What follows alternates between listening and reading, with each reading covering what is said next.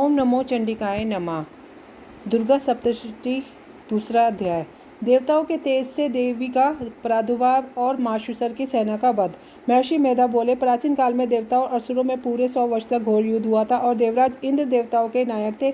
इस युद्ध में देवताओं की सेना परास्त हो गई थी और इस प्रकार संपूर्ण देवताओं को जीत महिषासुर इंद्र बन बैठा था।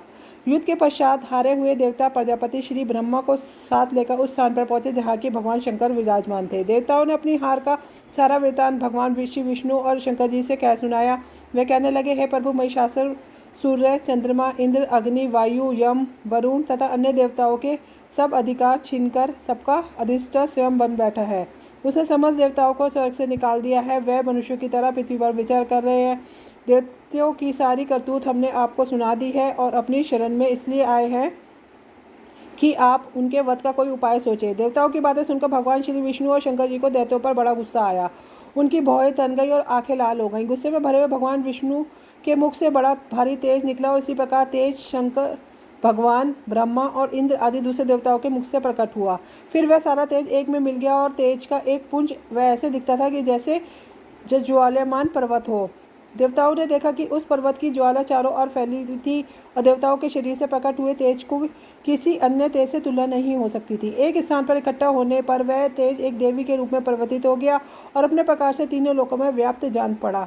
वह भगवान शंकर का तेज था, उसमें देवी का मुख प्रकट हुआ। यमराज के तेज से उसके शीर के बाल बने, भगवान विष्णु के तेज से उसकी भुजाएं बनी, चंद्रमा के तेज से दोनों स्तन और इंद्र के तेज से जांघा और तथा पिंडली बनी और पृथ्वी के तेज से नितंब भाग बना। ब्रह्मा के तेज से दोनों चरण और सूर्य के तेज से उनकी अंगुलियां पैदा हुई। वसुओं के तेज से हाथों की उंगलियां, एक कुबेर के तेज से नासिका बनी, प्रजापति के तेज से उसके दांत और अग्नि के तेज से उसके नेत्र बने, संध्या के तेज से उसकी भौहें और वायु के तेज से उसके कान प्रकट हुए थे। इस प्रकार उस देवी का प्रादुर्भाव हुआ था। महिषासुर से पराजित देवता उस देवी को देखकर अत्यंत प्रसन्न हुए। भगवान शंकर ने अपने त्रिशूल में से एक त्रिशूल निकालकर उस देवी को दिया और भगवान विष्णु ने अपने चक्र में से एक चक्र निकालकर उस देवी को दिया। वरुण ने अपने चक्र में से एक चक्र निकालकर उस देवी को दिया। वरुण ने देवी को शंख भेंट किया, अग्नि ने उसे शक्ति दी, वायु ने उसे धनुष और बाण दिए, सहस नेत्र ने वाले श्री देवराज इंद्र ने उसे अपने वज्र से उत्पन्न करके वज्र दिया और ऐरावत हाथी का एक घंटा उतारकर देवी को भेंट दिया। यमराज ने उसे कालदंड में से एक दंड दिया, वरुण ने उसे पाश दिया, प्रजापति ने उस देवी को स्फटिक की माला दी और ब्रह्मा जी ने उसे कमंडल दिया। सूर्य ने देवी के समस्त रोमों में अपनी किरणों का तेज भर दिया। काल ने उसे चमकती हुई ढाल और तलवार दी, उज्ज्वल हार और दिव्य वस्त्र से भेंट किए और उनके साथ ही उसने दिव्य चूड़मणि दी, जो 2 कुंडल, कंकड़, उज्ज्वल अर्ध चंद्र, बाहों के लिए बाजूबंद, चरणों के लिए नुपुर, गले के लिए सुंदर हंसली और उंगलियों के लिए रत्नों की बनी हुई अंगूठियां उसे दी। विश्वकर्मा ने उसको फरसा दिया और उसके साथ ही कई प्रकार के अस्त्र और अवैध कवच दिए और इसके अतिरिक्त उसने कभी ना खोलने वाले सुंदर कमल की मालाएं भेंट की। समुद्र ने सुंदर कमल का फूल भेंट किया। हिमालय ने सवारी के लिए सिंह और तरह तरह के रत्न देवी को भेंट किए। यक्षराज कुबेर ने मधु से भरा हुआ पात्र और शेषनाग ने उन्हें बहुमूल्य मणियों से विभूषित नागहार भेंट किया। इसी तरह दूसरे देवताओं ने भी उसे आभूषण और अस्त्र देकर उसका सम्मान किया। इसके पश्चात देवी ने उच्च स्वर से गर्जना की। उसके इस भयंकर नाद से आकाश गूंज उठा। देवी का वह उच्च स्वर से निकला हुआ सिंहनाद समा न सका। आकाश उनके सामने छोटा प्रतीत होने लगा। उससे बड़े जोर की प्रतिध्वनि हुई जिससे समस्त विश्व में हलचल मच गई और समुद्र कांप उठे, पृथ्वी डोलने लगी और सबके सब पर्वत हिलने लगे। देवताओं ने उस समय प्रसन्न हो सिंह वाहिनी जगत में ही देवी से कहा, देवी तुम्हारी जय हो। इसके साथ महर्षियों ने भक्ति भाव से विनम्र होकर उसकी स्तुति की। संपूर्ण त्रिलोक को शोकमान मग्न देखकर दैत्यगण अपनी सेनाओं को साथ लेकर हथियार आदि सजाकर उठ खड़े हुए। महिषासुर के क्रोध की कोई सीमा नहीं थी। उसने क्रोध में भरकर कहा, यह सब क्या उत्पात है। फिर वह अपनी सेना के साथ उस ओर दौड़ा जिस और भयंकर नाद का शब्द सुनाई दिया था और आगे पहुंचकर उस देवी को देखा जो कि अपनी प्रभा से तीनों लोगों को प्रकाशित कर रही थी।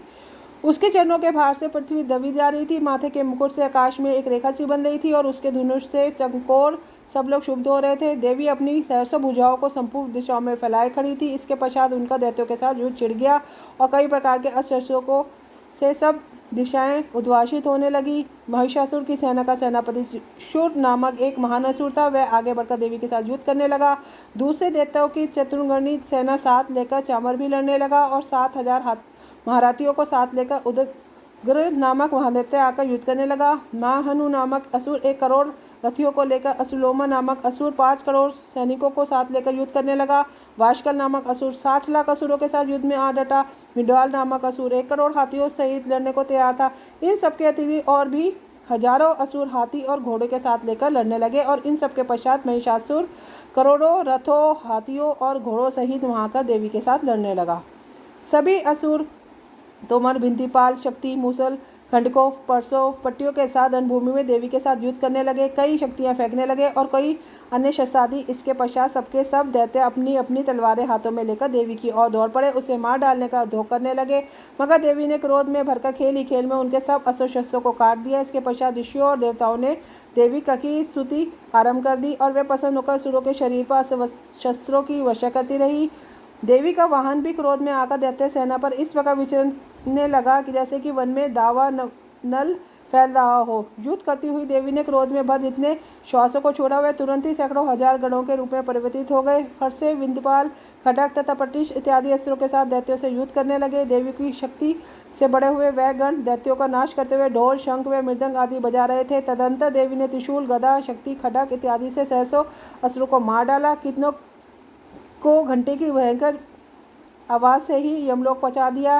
कितने ही असुरों को उसने पास से बांधकर पृथ्वी पर धर घसीटा। कितनों को अपनी तलवार से टुकड़े टुकड़े कर दिया। कितनों की गदा की चोट से धरती पर सुला दिया। कई दैत्य मूसल की मार से घायल होकर रक्त वमन करने लगे और कई शूल से छाती फट जाने के कारण पृथ्वी पर लेट गए और कितनों की बाण से कमर टूट गई। देवताओं को पीड़ा देने वाले दैत्य कट कट कर मरने लगे। कितनों की बाहें अलग हो गई, कितनों की ग्रीवाएं कट गई, कितनों की सिर कटकर दूर भूमि पर लुढ़क गए, कितनों के शरीर बीच में से कट गए, कितनों की जहजाएं कट गई और वह पृथ्वी पर गिर पड़े। कितनों के सिरों व पैरों के कटने पर भूमि पर से उठ खड़े हुए अस्त्र से हाथ में लेकर देवी से लड़ने लगे। कई दैत्यगण भूमि में बाजों की धमनी के साथ नाच रहे थे। कई असुर उनके सर कटे थे, बिना सिर के धड़ से हाथ में शस्त्र लिए हुए लड़ रहे थे। दैत्य रह रहकर ठहरो ठहरो ठहरो कहते हुए देवी को युद्ध के लिए ललकार रहे थे।